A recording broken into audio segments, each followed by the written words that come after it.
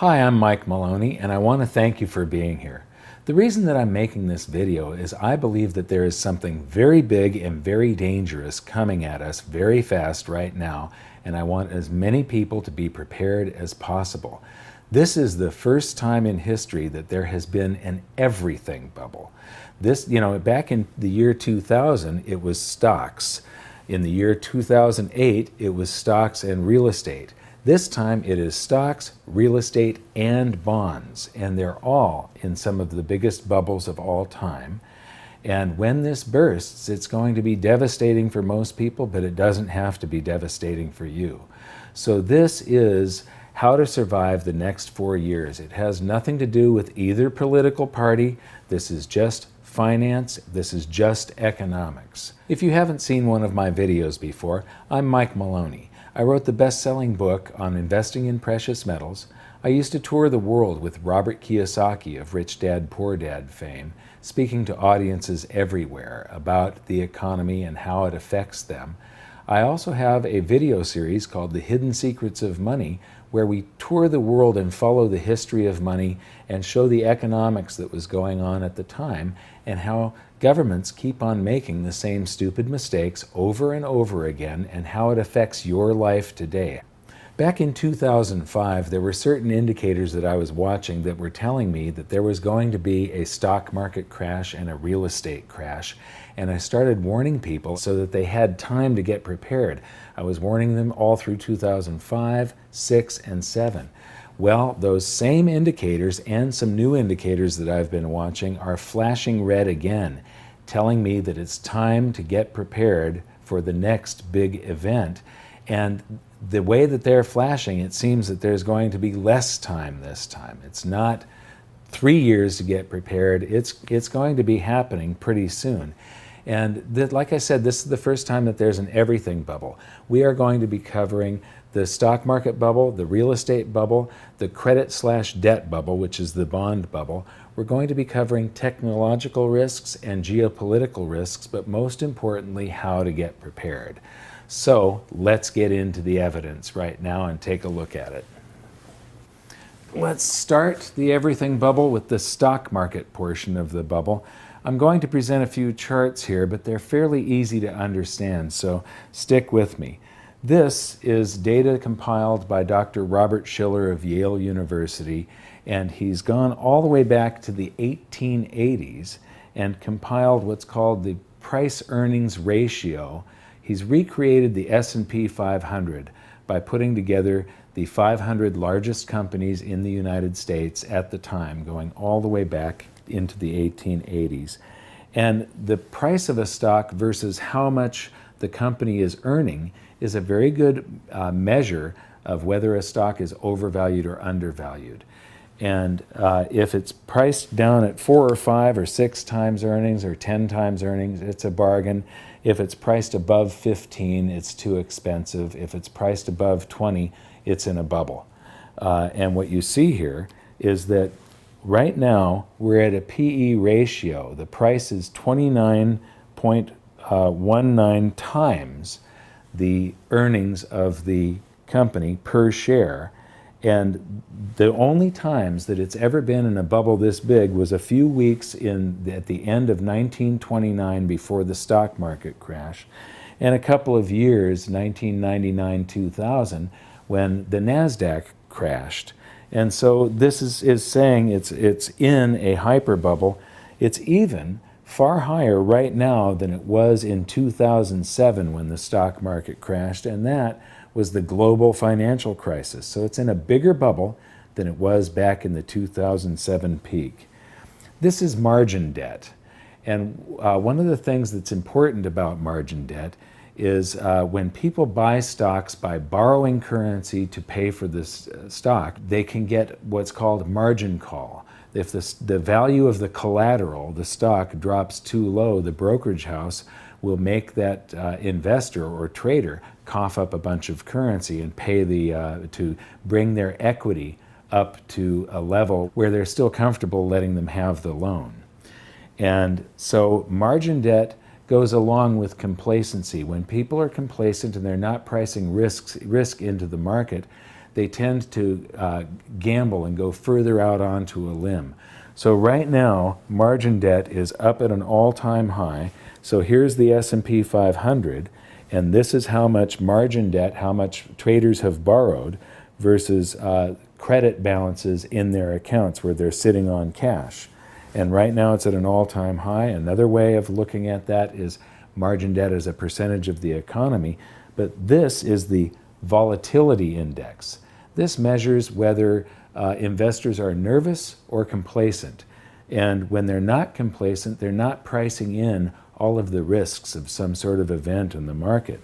And what you see here is that the volatility index in 2007 dropped down to very low levels of just 10. And today, it's at the same level that it was at back in 2000, the peak in 2007, when investors thought that nothing could go wrong, that everything would keep on going up forever. So complacency is at a maximum. Pricing in risk into the markets, that's at a minimum. And we are leveraged out to where this is the margin debt as a percentage of our economy. And this is at an all-time high. And that's dangerous. What it says is that if there's a crash, this crash is going to be very fast because there's going to be a lot of margin calls. Margin calls force investors and traders to sell positions so that they can come up with cash. So they've got to liquidate a whole bunch of their portfolio to come up with cash to give to the brokerage house, and that causes the crash to happen a lot faster. So it's one of the indicators, and it's also a signal of a crash being very violent. One of the authors that I like reading is John Hussman of Hussman Funds, and he's a great fundamental analyst.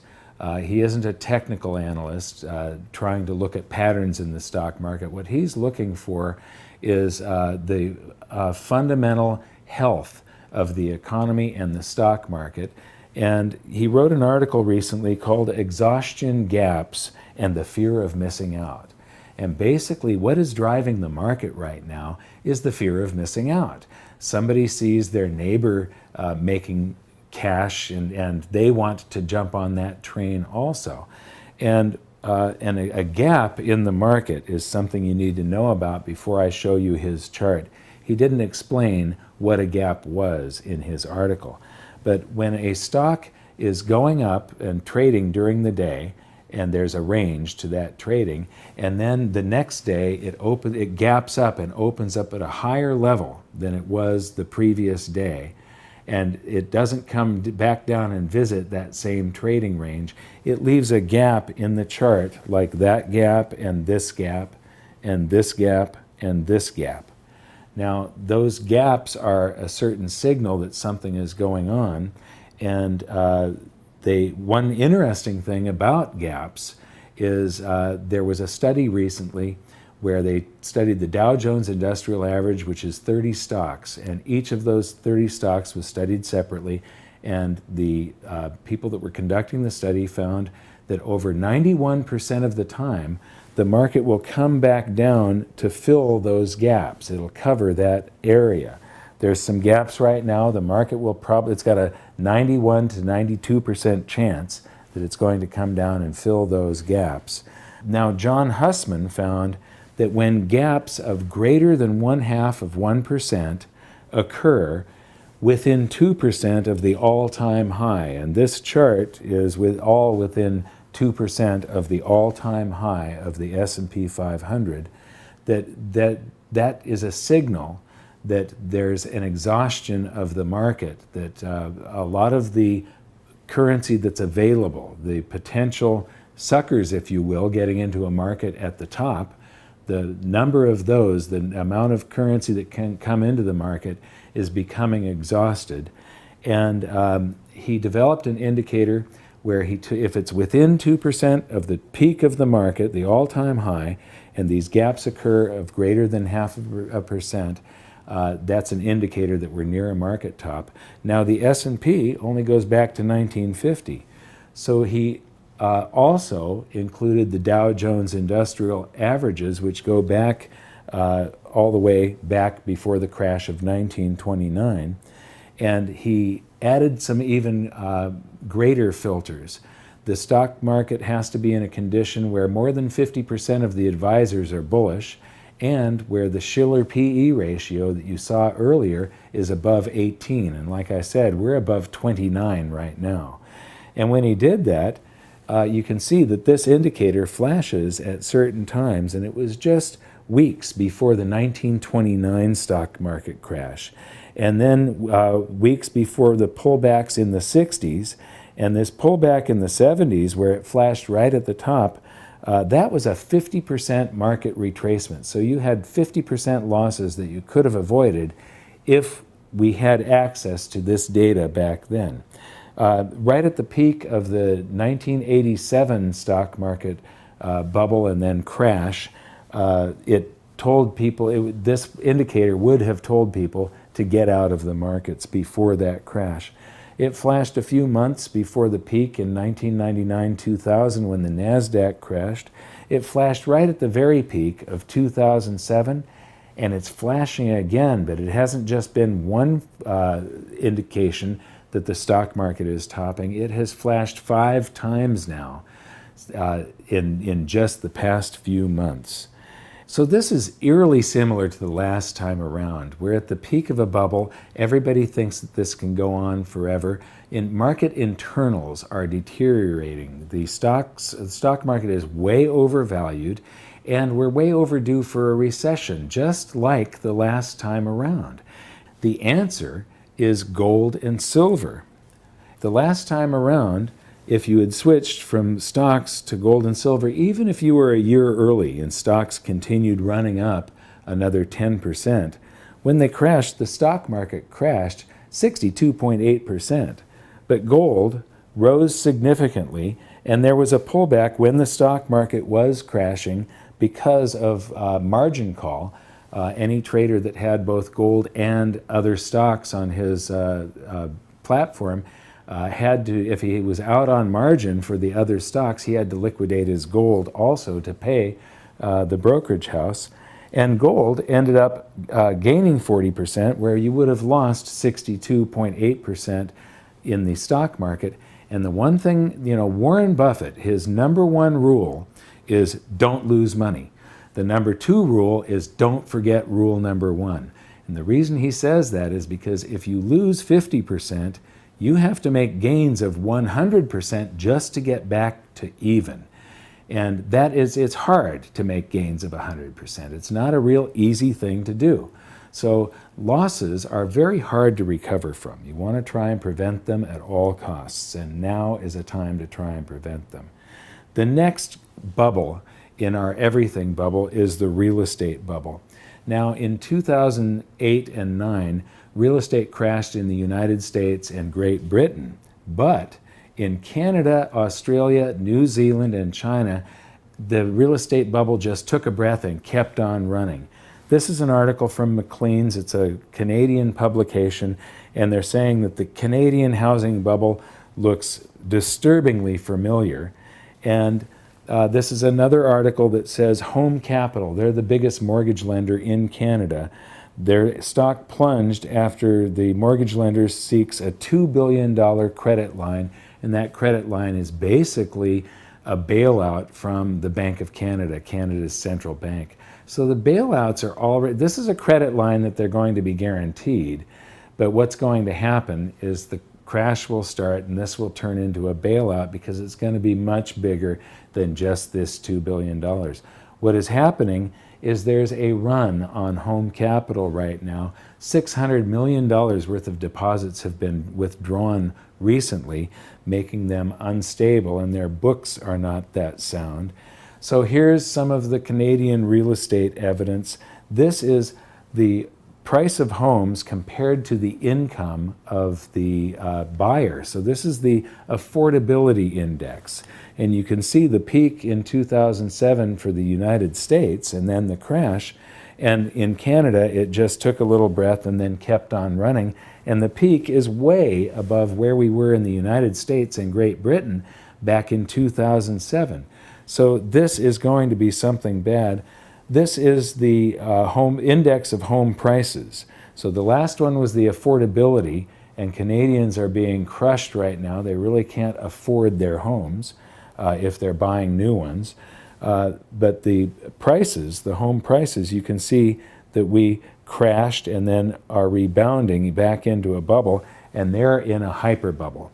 So what I see here is that this crash could start in places like Canada, Australia, New Zealand, or somewhere else around the world, China, and it'll start to sweep over the world.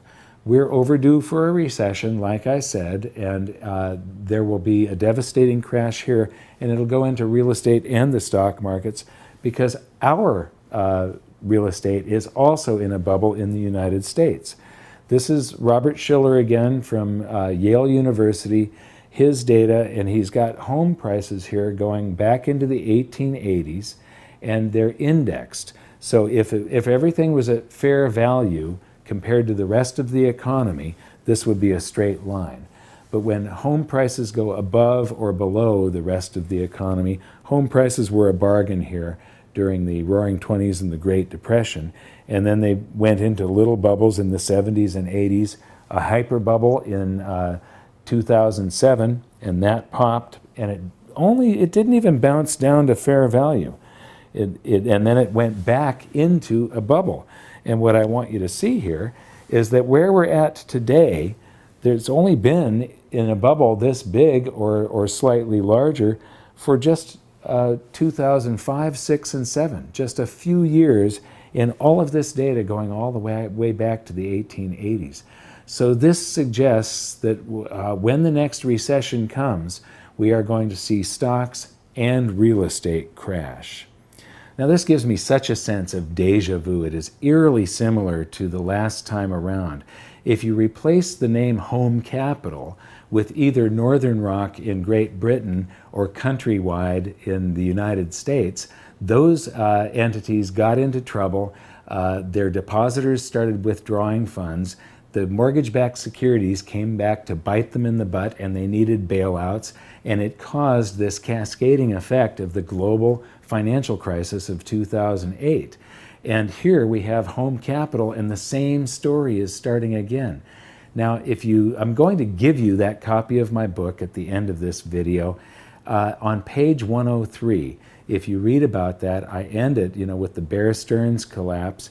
And I said that there's going to be a bunch of big bailouts and there's going to be huge currency creation, and boy did that come true. I got the chance to write that in April of 2008. The book came out in August. In September, the bailouts began, and before the end of the year, Ben Bernanke had doubled the amount of paper dollars that exist, base currency. And then with QE2, they added another 100%, and QE3 another 100%, and we ended up with about $4.2 trillion worth of base currency, where just a few years before, it had been $0.8 trillion. And this is the reason that you need to protect yourself, and the answer for this was also precious metals. This is a chart from 2007 again, but it goes all the way to today. And the stock market crashed, and then it had to rebound from that crash, and it's up. But gold, if you had switched to gold back then, you'd be up almost double whatever your gains were for the S&P 500. So the next bubble that we're going to talk about in the everything bubble is the bond bubble, which is the credit/debt bubble. And what you see here is this is the 30-year Treasury bond. And this is a perfect bull market from 1981 until today, that minimum in 81 until today. And, there's nothing that I can say that's bad about this chart. It is a perfect bull market. The only thing I can say that's bad about it is this has been going on for 36 years. So no bull market can go forever. Toward the end of a bull market, some things whatever it is that's in that bull market that's been rising for all those years is now becoming overvalued compared to the rest of the economy, and it's in a bubble. And all bubbles pop eventually. Another thing I want to say about this is the bond price going up. That is the inverse of bond yields. So the interest rate goes down as this price goes up. So if you take to get a really long perspective on the cycle of bonds, that they go up and they go down, we're going to go to some of Dr. Robert Shiller's data again from Yale University. And this data goes back into the 1880s. And here we have a cycle right here. And if you look at the trough where the cycle hits its lowest interest rate and then interest rates start reversing and start going up and then back down into a trough again, what you discover is that this cycle is even. The number of years on either side of that peak is almost exactly the same. So if we go to the cycle that we're in today of rising interest rates all through the 60s and 70s to 1982 and then falling interest rates, what we discover is if we measure the same amount of time going out into the future from that peak as we had from when the cycle reversed back in the 40s, we discover that this would put us in some sort of bond crisis in the year 2019, 2020, 2021. And the thing about bonds is that that goes along with a shift in the world monetary system. When I was writing my book, I discovered that every 30 to 40 years, the world had had a new monetary system. We had the classical gold standard up until World War I, the gold exchange standard between the wars, the Bretton Woods system from 1944 to 1971, and then the global dollar standard from 1971 until today. And the thing about this is the worst designed out of all these systems is the global dollar standard. It was just like the default. It was what was left after the Bretton Woods system. But it's developing stress cracks and beginning to fall apart very quickly, and people aren't paying attention to this enough. But history is about to repeat.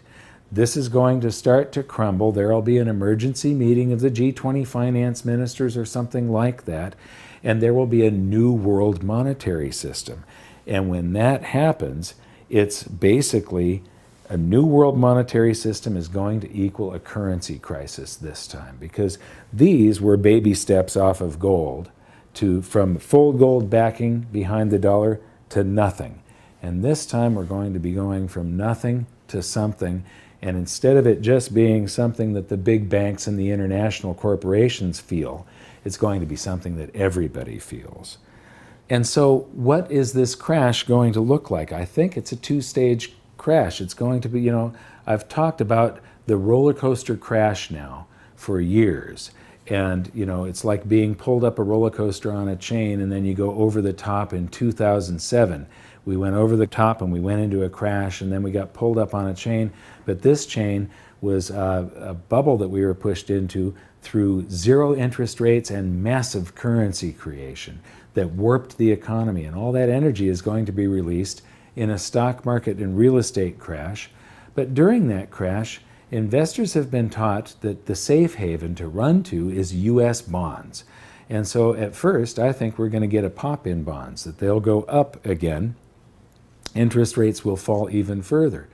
But then, just like a pile up in the fog, the crash happens, and then a truck comes out of the fog. Everybody gets out of their cars, everything's all right, and then this big semi-truck comes out of the fog and piles into everybody. I think it's going to be this two-stage crash with stocks and real estate. Everybody's going to be saying everything's all right. The government's going to be telling you it's time to get back into the stock market, and then the crash resumes. However, this time, the baby boomers are out of time. I'm a middle baby boomer. I'm 61. And if I lost half of my wealth again or more, I'm basically out of time. And I would probably choose to not go back into the stock markets or real estate where I had lost, I've been punished. If you were in the stock market in 2000, you got punished. If you were in it in 2007, you got punished again. So twice you've been through a brutal crash. In 2000, if you were in real estate, you were through a brutal crash in 2007. So what would happen, and you need to watch episodes 6 and 7 of Hidden Secrets of Money to understand this baby boom demographic, the roller coaster crash, and how it's going to affect you. Because this is the end game for the roller coaster crash. And when the baby boomers don't come back in and start investing in stocks and bonds and the economy again, and they just start saving up cash, it's devastating for something called velocity of currency. And you need to watch episodes 6 and 7 to understand that. We don't have time to go through that right here. So the answer and how to get prepared for this situation of this roller coaster crash and the potential of a new world monetary system is a little bit more complex than the answers last time. It's not just gold and silver. You want to have an alternative monetary system already ready to go. And those actually exist today. They're called cryptocurrencies. It started with Bitcoin. There have been several others that have been introduced, and I own a few of them. I don't own a lot of cryptocurrency, but I think it's something that's necessary to be prepared, because if the monetary system failed, you would be able to do transactions right away with other people, and you can do them over long distances. You can do them over the internet, just like you pay with a credit card today. And so, when I used to tour with Robert Kiyosaki, he would always talk about, in a real crisis, you want the 5 Gs. You want ground, grub, gas, guns, and gold. And to that, I've got to add a couple of other letters. These don't start with G, but you want S and you want C. You want silver and you want cryptocurrencies. That's the answer to protecting yourself from a shift in world monetary systems. So that wraps up part 1 of this presentation of the Everything Bubble.